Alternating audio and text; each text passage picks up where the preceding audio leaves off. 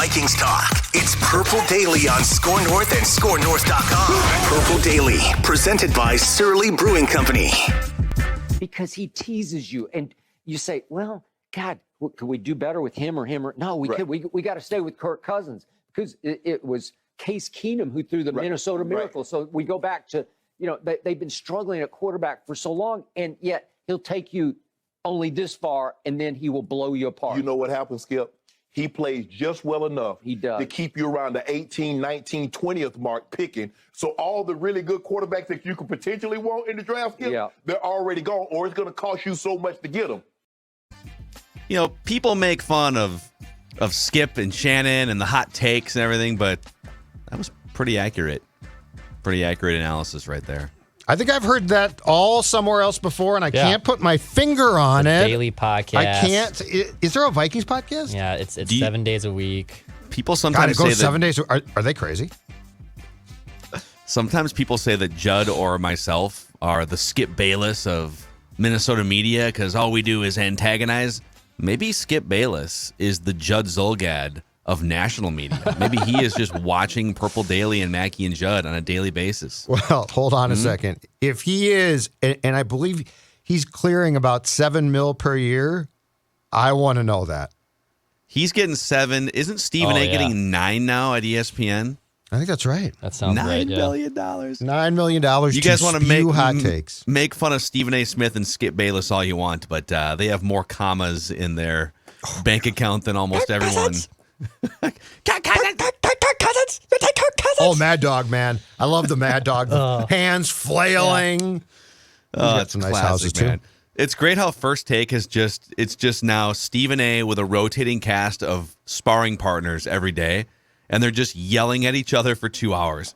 Michael Irvin on Mondays, the Mad Dog Russo. You know what? It works. It's incredible. Like, for all we shake our fist and say this is ridiculous programming, people watch it, gets ratings, makes money. Good for them. They do. Speaking of ridiculous programming, this is, like Judd said, a daily Vikings show, 365 days a year. We are headed toward week 3. It's Purple Daily Vikings entertainment, where we just want the Vikings to win a Super Bowl before we die. The show is presented by our friends at TCL. Redefine creativity with the TCL 30V 5G smartphone. Enjoy blazing fast 5G speed and an AI-powered 50-megapixel triple camera system. That's right. Football. Ultra-realistic, true-to-life visuals powered by Next Vision and booming sound from the dual speakers. Learn more at TCL.com. And, the Vikings didn't exactly perform at their peak level on Monday night, but the Before I Die can over at Surly is always performing at its peak level, Judd. That is because, win or lose, Surly Brewing has an answer for every game. Every moment, every situation. Situational beer, unbeaten. Before I Die, Furious, Logic Bomb, the Supremes in summer. I can go through the entire list. I won't, but you should.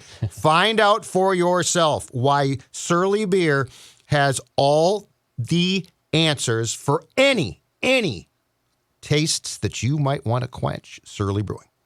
All right.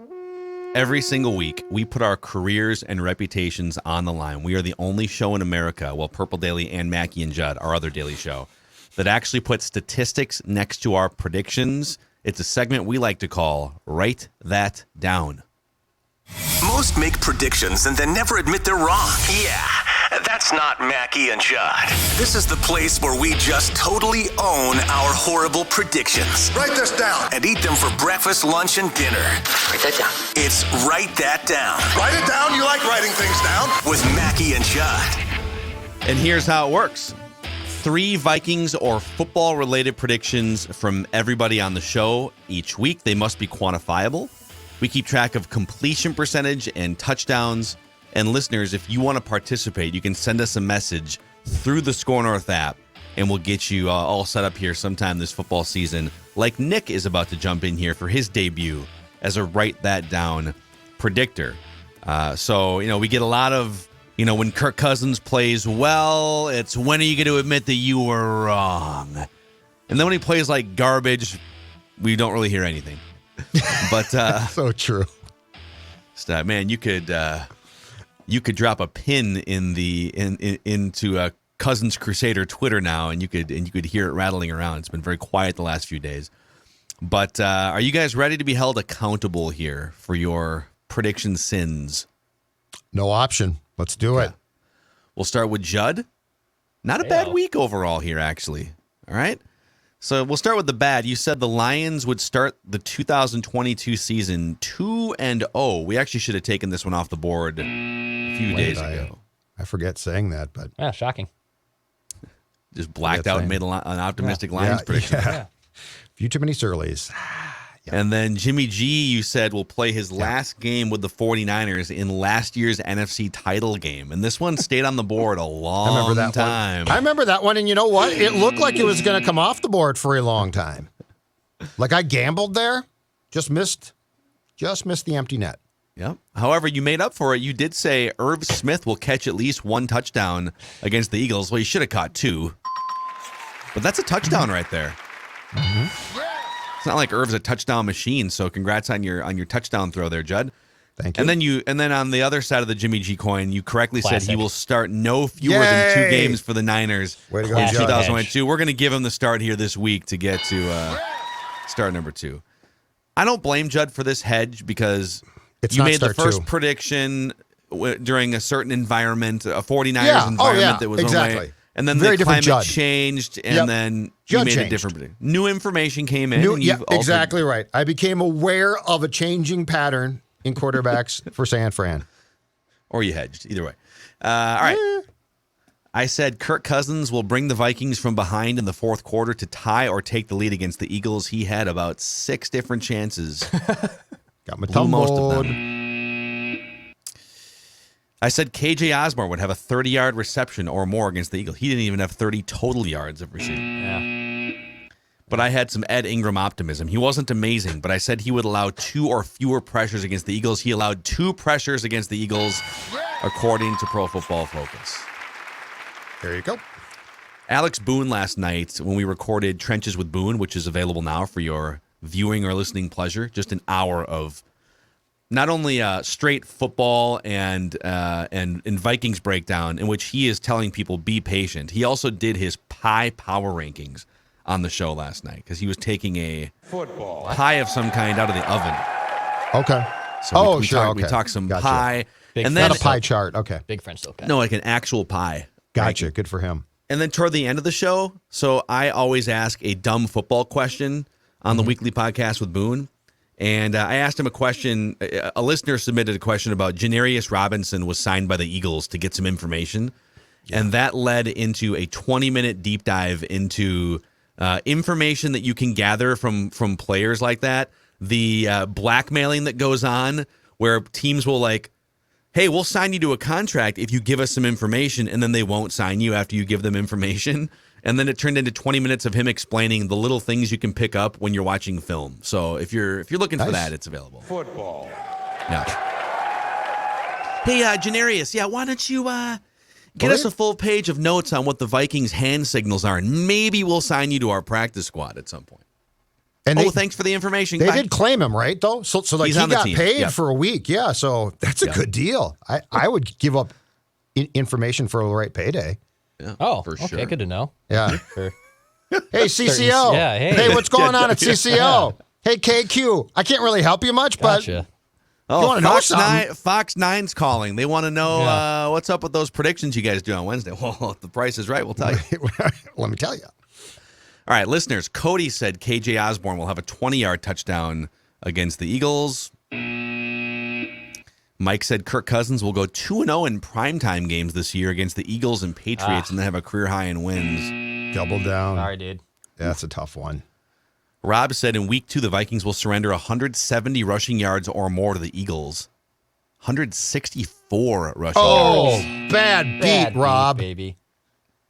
And then Jordan said Cam Dantzler will be the highest. I think I might have had this on from last week. So apologies. I think the listeners went 0 for 4 here, and I just forgot to delete this one. But he did say that Dantzler would be the highest rated cornerback for the Vikings in week 1. It does not count twice. It's just me forgetting to delete it. Declan, you said Kirk will throw touchdowns to 2 players who haven't received touchdowns yet against the Eagles. Thanks, Kirk. Got one. Got one. You said the Vikings would win their next 3 games. But you did nail that they would go under 51.5. Yeah, that's so high. And you nailed that by no later than week 10, Kevin O'Connell would be an odds-on favorite to win NFL Coach of the Year. A couple sportsbooks had him after week 1 as the odds-on favorite. So there you go. So this is the updated statistical board here. Declan leading both categories, 37% completions, 10 touchdowns. But Mackey and Judd nipping at his heels, 35% to 34%. 6 touchdowns, 5, and listeners at 23% completions with 4 touchdowns. Here we go. Look at that. Look at that rotation in the pocket. Huh? How about that?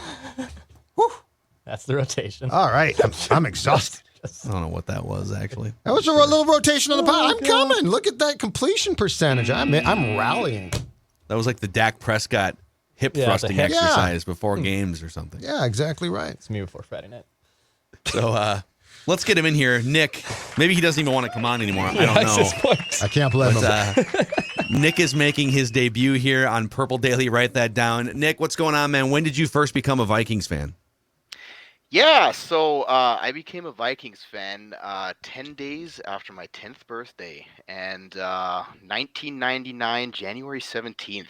And young and confused Nick was sitting there looking at his dad as like, why is he yelling at these purple men on TV? Why is he crying and then yelling again? So that was kind of my introduction to the Vikings, is that 99 loss. It is incredible how many people got, whether you were 10 or 12 or 7, like that was the season that just hooked a full generation of Vikings fans in. Yeah, and I don't know if it was I think for my case, it was more because it was such an epic failure rather than them being so good. It's like, ooh, I want to support this team. You know, it's more perfect like, time to join. Wow, yeah, these guys really and they don't disappoint now. Exactly. Awesome. Well, welcome to the show here for the first time. We're going to go around the room 3 different times. We're going to start with Nick, and the predictions must be quantifiable. That's pretty much the only, and they must be football or show related in some form.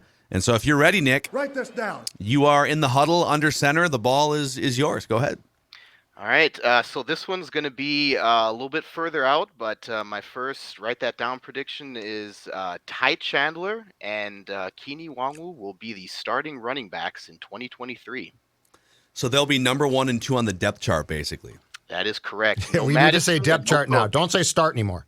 Oh, yeah, because if you say start, then we would ding you for there was a day, and write that down, where we would just let you make that prediction, and then gotcha. And then Dex made they're going to acquire a starter, and we decided that punt returners were starters, and the show really went off the rails. What was there was something Declan had a semantics thing like a couple years ago when you were pretty new. I think it was in 2020, and you had one. I don't remember what it was, but you were just devastated by it on Mackey and Judd. Well, there's a lot. We trapped you.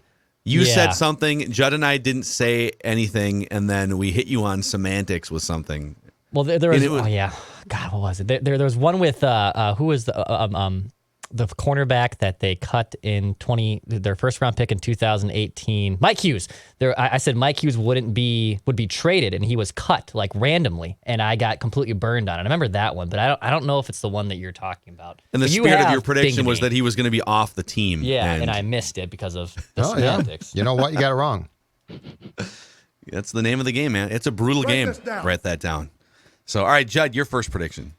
All right, in typical Kirk Cousins fashion, he is going to bounce back against the Lions at home. People are like, oh, Kirk sucks. And Kirk loves this now because, look, people are now sleeping on Kirk. And when you're sleeping on Kirk, Kirk's great. Kirk Cousins will throw for at least 300 yards and 2 touchdowns Sunday. Okay. He's going to have this sets up perfect for 8. Is that a touchdown? It's a parlay. It's probably not a touchdown, right? I think it is. I mean, 303. He's 302. You said right? 300 and at least 2. So if it goes to 3, I get the point. And if it goes to, so he's got to reach 300 yards and 2 touchdowns. I mean, his but if over, it's not a touchdown, that's fine. I'm just saying he's going to I would say most back. books would have him under 300 yards for the his over/under. Detroit's a pretty bad It's probably defense. like 270. Let's call it 260 or 270. So you're saying 30 more yards. Yes. And 2 touchdowns. I don't think it's a touchdown. He needs a win. He needs a third leg in the parlay for it to be a touchdown. Okay, or you can leave it. It's up to you. Or leave it and just have it as a completion. He'll win.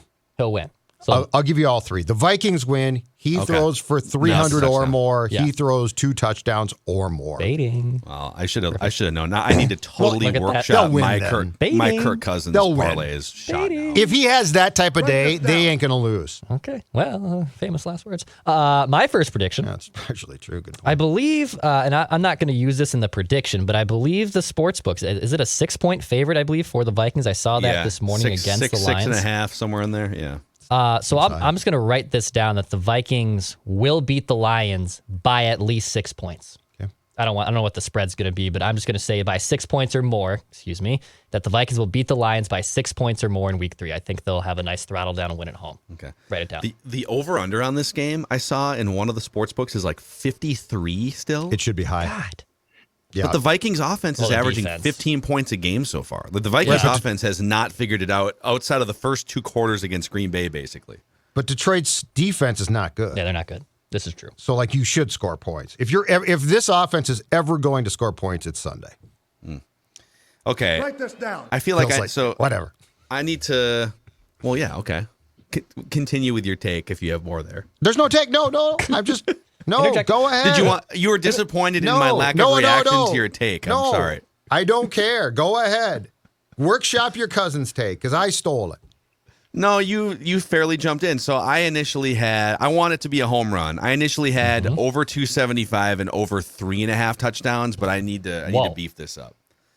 I mean, so can I say if I say over 3, if I say 4 passing touchdowns or more, that's a touchdown? Yes. Okay. Oh yeah. Yeah. He will have 4 passing touchdowns or more against the Lions. Yes. Classic bounce back noon. Everyone's writing him off now. Mm-hmm. Everyone's making fun of his primetime game. And so now that he's kind of put back into the, we wanted to elevate you there, Kirk, but now you have to go back down the ladder. This is when he dominates. Yes. Absolutely. A classic Kirk nooner. That's what this is. Loves the nooners. Yep. All right. Write this down. Back to Nick, your second prediction. Yeah, and just to kind of keep in the spirit of Kirk Cousins, Kirk Cousins will sign a new long-term deal and retire as a Minnesota Viking. Oh, man. Going for that real long one there. Wow. So a new long-term deal. I need some quantification here because he only signs 2- and 3-year contracts or 1-year contracts. What is is long-term 3 years or more? I'm saying 4 years, and he's essentially going to. This will be the last meaningful football Kirk Cousins plays in his career. It will be with the Minnesota Vikings. Okay. So I would rather, this is going to sound crazy to you guys because I am the #1 Kirk hater, but I would rather him sign a 4-year if they're going to keep him, I would rather him sign a 4-year extension than a 1-year extension because it gives them the ability in the short term or whenever they would want to move cap space around. And it's not going to happen. You're right. Yep. You don't think they would sign him long term? No, he won't sign. Short-term contracts, fully guaranteed. That's what he wants. That's one of the things people are like, well, no team has ever committed. No, teams would prefer to commit longer so that they can move money around. And he's the one he's the commitment phobe. Write this down. Guy. And it's worked out great for him. Yeah. All right, back to Judd here. Adam Thielen on Sunday will have at least 5 receptions and a touchdown. So yards, I'm not going to go yards because I don't, he's a red zone threat more so now. But I'm going to go catches. He's going to have at least 5 and at least a touchdown. Okay. Here for Kirk's going back to his buddy. Okay. And I think Adam's probably in his ear at practice this week. Hey, I'm open. Okay. Quit ignoring me. Stop throwing it to Johnny Munt in the first half and ignoring me. Judd's guy. Write this down because this guy still doesn't have a touchdown yet. Dalvin Cook will get his first touchdown of the season against the Lions. Dalvin Cook will have his first touchdown of the season against Lions. 2 games, no touchdowns. Dalvin finds it either on the ground or through the air. I don't care, but first touchdown of the season against the Lions. All right. Write this down. Okay. Yeah, Dalvin, I don't know. I was asking Boone about him too, and he said something. He agreed. Something just, the usage is off. There's something a little off about Dalvin so far. Yeah, he's slowed down. And, that's what's off. Who knows? He's slowing down. It's been 2 games, but he's an older man now. Taking a lot of wear and tear. Exactly. Okay, write this down. On Sunday, and this is a touchdown. I know that we've... and this is a touchdown. We got Defiant Mac. Yeah, this is it. Defiant Macadac today. This is a touchdown. Johnny Munt will score the first touchdown of his 6-year NFL career against the Lions this weekend. The Johnny Munt era reaches a new level this weekend. Yeah, his first year in the NFL was 2017 with the Rams. This is his 6th full NFL season, and he will have his first touchdown. Write it down. The Munt fan club right here. The Johnny Munt fan club. Score North. Yes. Write this down. Okay, we're back to Nick for your third and final prediction. All right, my last one relates back to 1999, but Greg the Leg Joseph will represent the NFC in the Pro Bowl this year. Nice. Greg the Leg. Got to get Greg the Leg some more opportunities here, man. He's just collecting dust. I think he had 2 kickoffs and an extra point. Yeah, I went and picked him up for my fantasy team, too. I was like, ooh, he's there, so let me go grab him, but I hope that doesn't bite me in the backside. Well, yeah, one fantasy point, I think, last week, so come on, give Greg the Leg an opportunity to... Greg the Leg. To impact a game. Nick, great work with your predictions here on your Write That Down debut. Since you have this life-altering platform now on Purple Daily, is there anyone you'd like to thank that brought you to this pinnacle moment? Yeah, so obviously my dad for introducing me to all this misery. I mean, I have to thank him for that. And then on a positive note, my wife, so she is from Germany and doesn't quite understand football, but she accepts that I yell at grown men every weekend. And yeah, she supports me with that by, accepting it, I guess. I think you have to show her some Moritz Boehringer YouTube videos to get her hooked. The German YouTube. The German, German wide receiver sensation. Oh, I was stoked when they signed him, but yeah, that obviously kind of fizzled out a little bit. No. But yeah, fun fact, I actually played against his team when I used to live in Germany, and I used to play in that same league, and I didn't play against him specifically, but his team. Really? Unicorns, yep. Interesting. So what, was he just dominant, or what did he look like on the field from close up? So I never got to see him play, but I have a couple teammates that did play against him, and they're friends with him on Facebook. And apparently, he was just like, it was just ridiculous. Like he was just this, oversized, ridiculous player that just caught everything. But he was really good. I love it. I love the Moritz Boehringer references that we had I think 3 different times we've talked about Moritz Boehringer this season. So that's incredible. Is he still in the league, or did he? No. He was shockingly, he was still on off-season practice squad training camp rosters up until 2 or 3 years ago. He was with the Bengals for a couple years in the off-season. Well, I'll talk to my friends and see if they can get him on the show. See if they can get him here. Oh, we'd love to have him. Your Moritz Boehringer update here from Nick. Great stuff, man. Thanks for coming on. Yeah, thank you for having me. All right, there he is, guest listener, predictor Nick jumping in here. Okay, Judd, your third and final prediction. All right, I'm going to go outside the Vikings on this one and go to an obvious target. This is probably a long shot, but I'm going to go with it anyway. And I don't think this is out there yet, but we've certainly discussed it. Nathaniel Hackett. Oh, God. Nathaniel Hackett will be fired either in season or right after the season by the Broncos. Okay. I've never seen a train wreck like this one. I've seen bad. I've never seen a guy, he literally can't manage a game. And it's not just play calling. It's the game. It's the game clock. It's the play calling. And he's not working with a rookie or a young QB. He's working with Russ Wilson. Russell has to just take the steering wheel here, right? Right. But I think if that happens and becomes obvious, there's going to be questions about the fact that it probably will not happen during the course of the season, but I think you get done, and Russ probably goes and says, guys, I mean, I came here to win, and this is a joke. Nathaniel Hackett gets fired. Yeah, and again, I keep bringing it up because everyone thinks that Sean Payton's going to Dallas. Sean Payton would be with Russell Wilson. I love that one. And weren't they in the mix a year ago when Russell Wilson put out his teams, like the 4 teams I would play for, the Saints were on that list when Sean Payton was still there. Yeah, it was the Bears, the Saints, and maybe an East Coast team or two? Vegas, and I think the Giants might have been on that list too. Anyway, I love that. Okay. All right, Dex, your third and final. All right. My third and final prediction, rookie Lewis Cine will log at least 20 defensive snaps against the Lions. I think Cine gets activated here. Now, he might actually end up playing by default if Harrison Smith's concussion is legit, and I might just kind of get my way into this, but I think in general the dude has to get on the field more. So write it down. Lewis Cine will play 20 snaps on defense. And when we get the snap count too, by the way, I think PFF and NFL GSIS puts that out. So we can find this, but I will say Lewis Cine at least 20 snaps on the defensive side of the ball. Just one last week. It's time to unleash him. I like it. Yeah, let's get a little faster on defense. Man, the linebackers were just slow getting to the ball. So, all right, my third and final prediction here. Write that down. I'm going for an all touchdown week here. I'm just throwing the ball down the field. There will be another tie in the NFL this week. Oh, yeah. There will be another tie. And off the record, I'm looking at you, Texans and Bears. I am looking at you. I'm looking at 16-16 late in the game. Just a punt fest of some kind. That's off the record. I don't know, but there will be a tie this week in the NFL. It's my third prediction. I hate ties.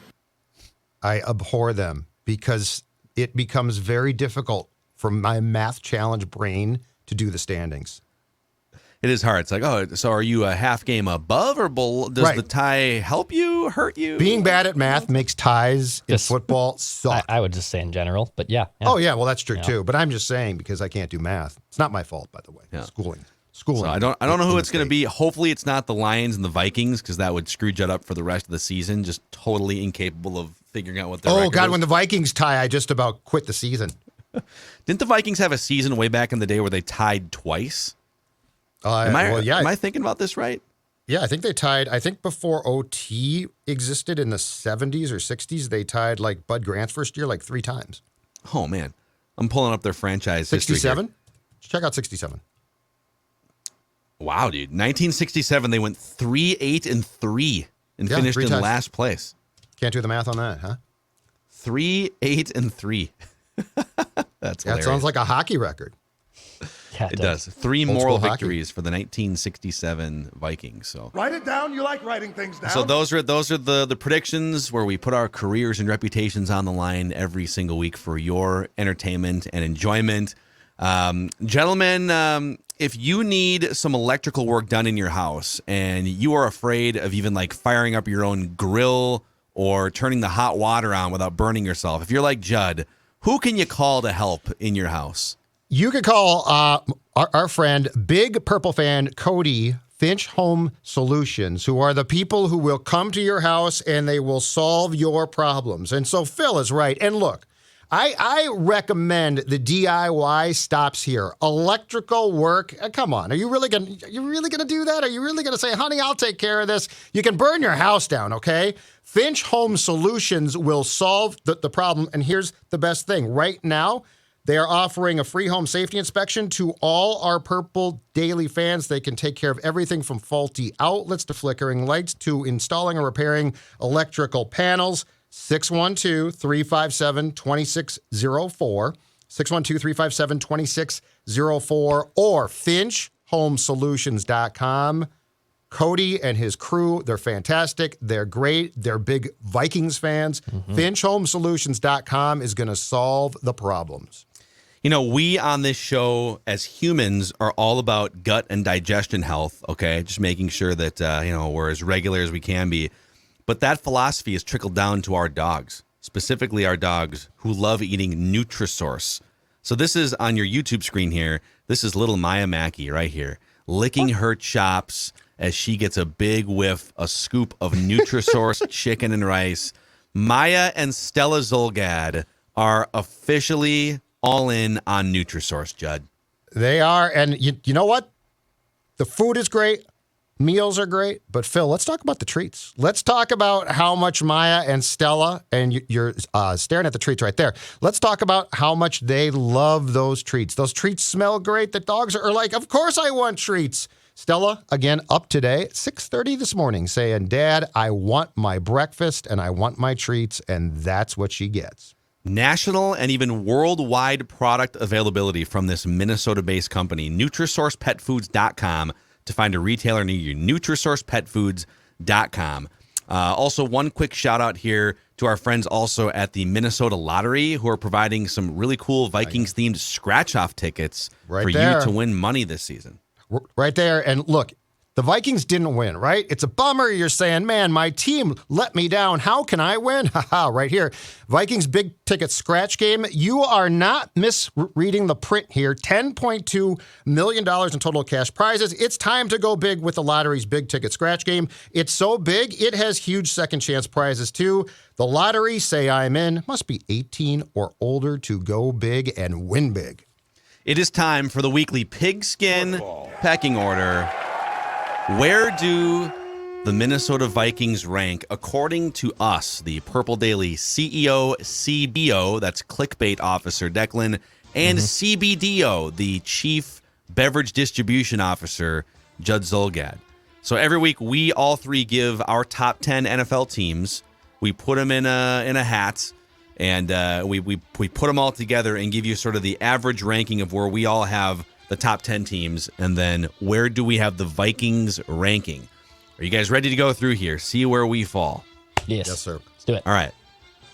Number one. The number one team in the NFL, according to Purple Daily, the Buffalo Bills. Buffalo Bills. No, I think we all had Buffalo as the number one team, right? Pretty much agreement. I don't think it's board close right now. Like, I think they look great. They do. They jump out to leads, and they pin their ears back on defense. Football. Number two, the Kansas City Chiefs. I believe consensus across the board. Yeah. Man, if we're heading for another playoff matchup between those two teams in the AFC, inject that into our veins for sure, right? Number three, the Tampa Bay Buccaneers. See, this is where I feel like I think we all had the Buccaneers number three. I did not. But even Declan had them 4. I did have them 3. Yeah. But even they don't look. It kind of feels like Bills and Chiefs, line, and then boom, some teams you can kind of mix around, right? Number 4, the Philadelphia Eagles. We're all very high on the Eagles after the first 2 weeks and getting a close-up look at what they did to the Vikings on Monday. Mm-hmm. Are we going a little crazy after 2 games on the Eagles here? A team that was kind of fringe top 10 going in. I think I had them. Did I have them 6th? I have to look, but I didn't have them 4th. I know that. Well, it's also like you had them orders, 4th. You had them 4th. And why people always kind of override. I did. Sorry. Power rankings is it's all about like what you've seen in the first 2 weeks, and through the first 2 weeks, the Eagles look pretty damn good. They do look good. Yep. Yeah. Judd's like, I think I had him 9th. No, you had him 1st. I thought I had him 6th, and then I had him. I was rushed. Okay. All right. No, you weren't rushed. You had a week. You had a full week. Yeah, but then I forgot till this morning, and you reminded me. Yeah, classic. On Mackie and Judd, I had to do it. Number 5, the LA Rams. Yeah. So this is one we all had different thoughts here, but we actually had them 5, 6, and 7. But they don't look quite the same way they did last year. But they didn't really. They kind of had some sputtering spots last year too. So it's hard to know what to do with the Rams. But they're 5th on this list. Mm-hmm. Number 6, the LA Chargers. The Chargers. Yes.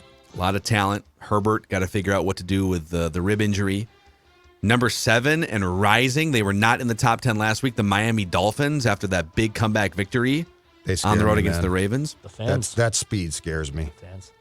That's a ridiculous offense they're putting together. Yes. Number 8. Now that they've upgraded quarterbacks from Trey Lance to Jimmy Garoppolo, and they blew out the Seattle Seahawks, the Niners have jumped to 8th in our pigskin packing order.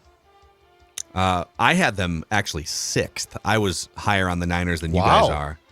Because I think I had them unranked. I need to see more. You had them unranked this week. Yeah. You did? Yes, I had them unranked this week. Because I put them 10th last week. You know, they'd be in the receiving Moved them votes up. category, but they were outside my top. All right. And then number 9, collectively, we have the Minnesota Vikings, and we'll talk about that in a second, followed by the Baltimore Ravens at 10. So Bills, Chiefs, Bucks, Eagles, Rams, top 5. Chargers, Dolphins, Niners, Vikings dropping down to 9, and Ravens. And that rounds out the Purple Daily Pigskin pecking order. And so on your YouTube screen here, this is where we each had the Vikings ranking. Declan has them 7th. I have them 9th. Judd has them 10th. We all had them higher by 2 or 3 spots after week 1. So what do you guys think? Judd, we'll start with you. So you had them falling to 10th from like 7th or 8th or something last week. Yeah, I think I had them 8th, but I'm not sure now. Okay. Here's what I think. I think that Sunday's game now against Detroit becomes incredibly important in some ways, just to figure out, to start to try to deduct who this team is. Here's my one concern, and I didn't think of this previously, but after what we saw on Monday night especially, you know, in a league in which speed is becoming incredibly important, being long in the tooth makes the Vikings, I think, at too many spots look relatively slow. And I'm wondering if that's a thing on defense. You know, Hicks, Kendricks, Harrison Smith, Patrick Peterson. Like, you can't make them fast again. Like they're slowing down. Dalvin Cook, Thielen. As much as I like the Vikings' talent, and I do think that they have some very good talent still, and some really good veteran talent, you know, this league is becoming more and more a track meet in some ways. And I guess my question is this: can the Vikings keep up with their current roster construction with that track meet? And after Monday, I've got some questions. And like when I watch the Dolphins, my God, they're like they are, when they came back, like an NBA team.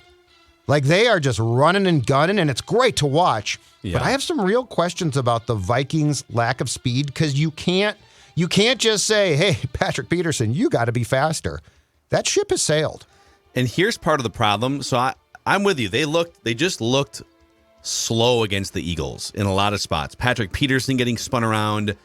In terms of the PFF grades, Eric Kendricks and Jordan Hicks were 2 of the lowest graded overall players on defense.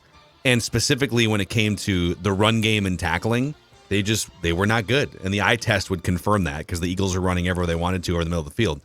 Yep. But the problem is, if you're going to bring in, so who are the options to bring in terms of young, spry, upbeat players?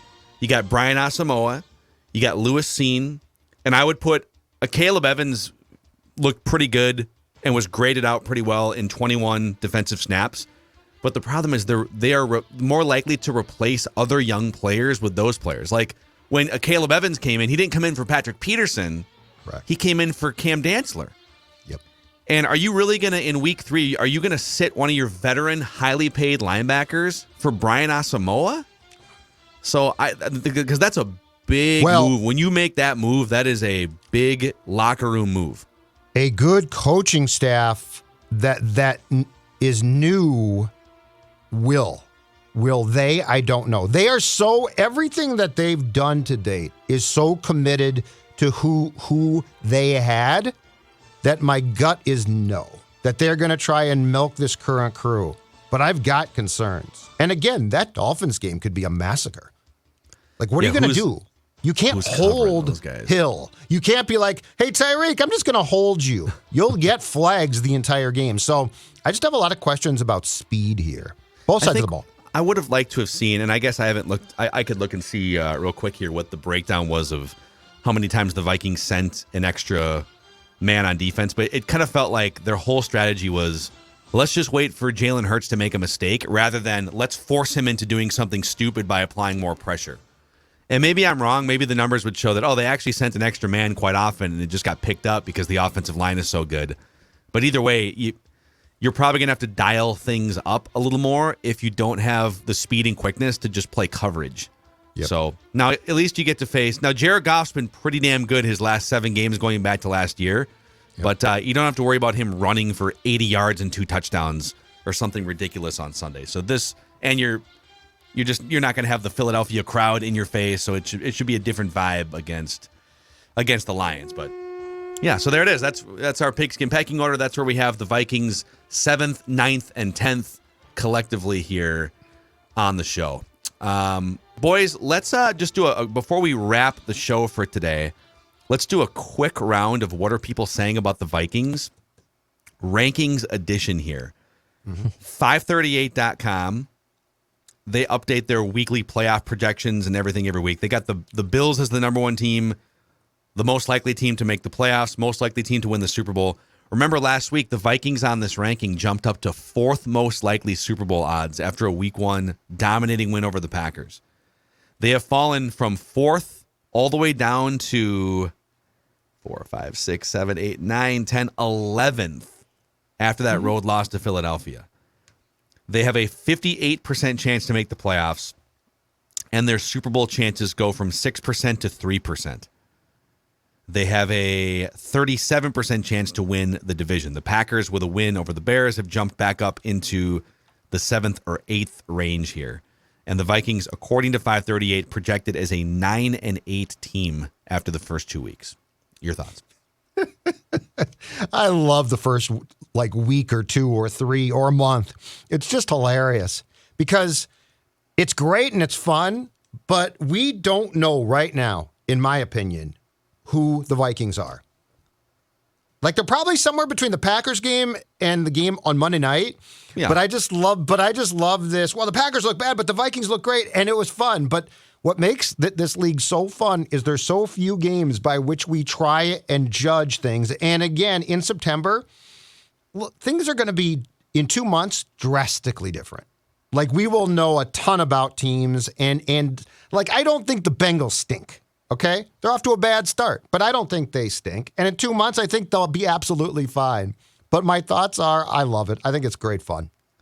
Over on footballoutsiders.com, another analytics projection website, so they have the Vikings now averaging 9 wins in their projections. So they have the Vikings also as a 9-8 team with a 55% chance to make the playoffs and a 30% chance to win the division.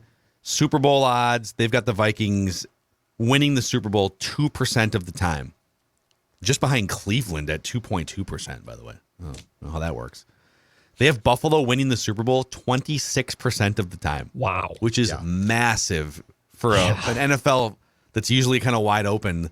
They've got Buffalo far and away the best team, with Philadelphia having the second best odds now to win the Super Bowl at 13%. I do not think it's a given that the Buffalo Bills get out of that conference. To the Super Bowl, right? To the Super Bowl, yes. Okay. What I'm saying is, I don't think it's a given. Yeah, they got to face the Chiefs at some point. I know. Yeah. Well, and who knows? The Chargers? Exactly. The Chargers could get really good, really hot. Mm-hmm. Takes one bad game. Yep.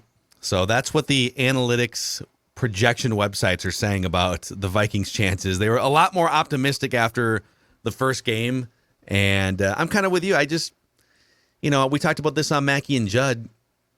You could make a case, despite how bad they looked at different times, that if Irv Smith catches that wide open pass, and if they score a touchdown on the drive in which Justin Jefferson failed to run the right route across the face of, I think it was Darius Slay, that they're hunting throughout the entire fourth quarter then for a winning drive.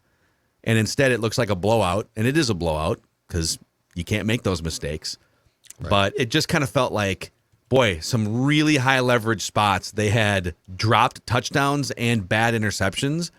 Are those things likely to carry over? Is Kirk likely to throw a bunch of bad interceptions this year? Historically, no, he's not. Is Irv Smith likely to drop a wide open touchdown again? I mean, no, because Johnny Munt's our guy now. Exactly. Johnny Munt catches that ball. So I just want to bring some optimistic calm here to the situation. That was destined to be a loss on most people's schedule predictions. Yeah. And now if they carry it over and they look bad against the Lions and they lose a game against the Lions, then it's a different conversation. But if they win, okay, then they're back on track. They won't look bad Sunday. I think they're destined now to look good for 3 weeks. The problem is, I'm convinced that if they get to a second-round playoff game with Kirk, they'll look just like they did on Monday night. That's my problem. Yeah.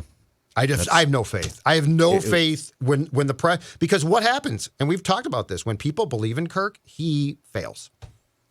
Well, and like I was tweeting back and forth with a couple Cousins Crusaders today, which is my new favorite thing. I just wake up in the morning, I brush my teeth, and I just start tweeting with Cousins Crusaders. It's a great pastime. And I don't even remember what the debate. It's always some debate about the numbers. Well, if you this or like blaming other people. I said, here's what it is. Kirk Cousins is one of the 14 or 15 best quarterbacks in the world.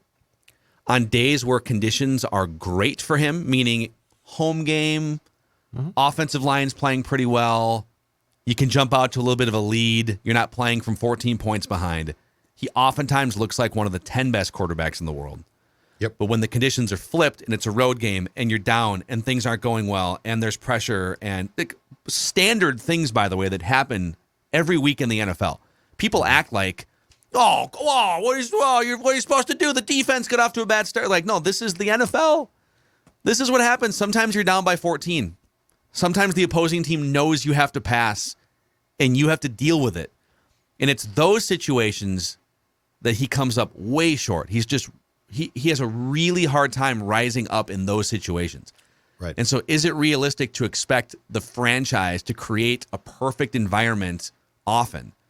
And the answer is no, it's not. It's like they're going to try. They're going to try to put a great offensive lineup. They're going to try and get out, try and take a lead, try and scheme perfectly. But there's going to be like 4 or 5 games, and Philadelphia was one of them, where we just need you to step up and rise above all the fray. And it just felt like that 49ers playoff game, man. That was same type of thing. Team that punches you in the mouth. And until he can prove otherwise, and I'm not talking about the Lions comeback or the 20-0 deficit against the Broncos at home a few years ago. Like, we can list off these isolated examples. I'm talking a really good playoff team like the Eagles, teams that you need to get past, like Judd said, in the second, third round. That is the test for him. And he failed the first one. The team failed the first one, but Kirk also failed the first test. Right. So now the test gets a little easier because it's the Lions, but not as easy as it has been in the past. This is not the same pushover team. Losing weight is not easy. Judd may make it look easy, but Livia helps you make it even easier with their process. They do, indeed. And look, right now, I've been talking about this for weeks. The first 8 weeks are free. That's right. But I got more because the new Flex program now lets you enjoy the foods that you love, fruit, pasta, and even bread. And with the in-person or virtual visit options, state-of-the-art equipment to measure body composition, and Olivia app to track your results, you're going to see them fast. It is this simple. It is 855-GO-LIVEA or Livia, LIVEA.com. As Phil said, I dropped 40 pounds, most importantly, keeping that weight off. First 8 weeks free, Livia, LIVEA.com. You know what they say about golfing, too? Look good, feel good, play good. You lose some weight, get those clothes fitting right, and then you're going to hopefully play better at Meadows at Mystic, Declan. It's a great equation. Judd can either put the polo on, he can go with the quarter zip option like PJ Fleck. I can see that swing. We'd love to do that at Meadows at Mystic Lake, and you can book that tee time at golfthemeadows.com. You can book that tee time and book that experience. It's an award-winning 18-hole public golf course. The Meadows at Mystic Lake. Go ahead and book your tee time and enjoy some fall golf at the Meadows at Mystic Lake. All right, gentlemen. Tomorrow it's our State of the Offense episode of Purple Daily, plus a random Viking of the week. And if you missed any of our Purple Daily Network shows on the Purple Daily podcast feed or YouTube channel, we got Realistic Randy Rants earlier this week. You and Randy did kind of a Kirk Cousins big picture deep dive. We've got Before We Die with Jesse and Thor, and Trenches with Boone is hot off the presses this morning for just classic Booney, baby. He was fired up after baking a pie right before we started recording. So check all those out. And then Mackie and Judd, our other daily show. And we'll see you, of course, on Vikings Vent Line this Sunday, right after Vikings and Lions. Daily Vikings entertainment. Purple Daily. See you guys.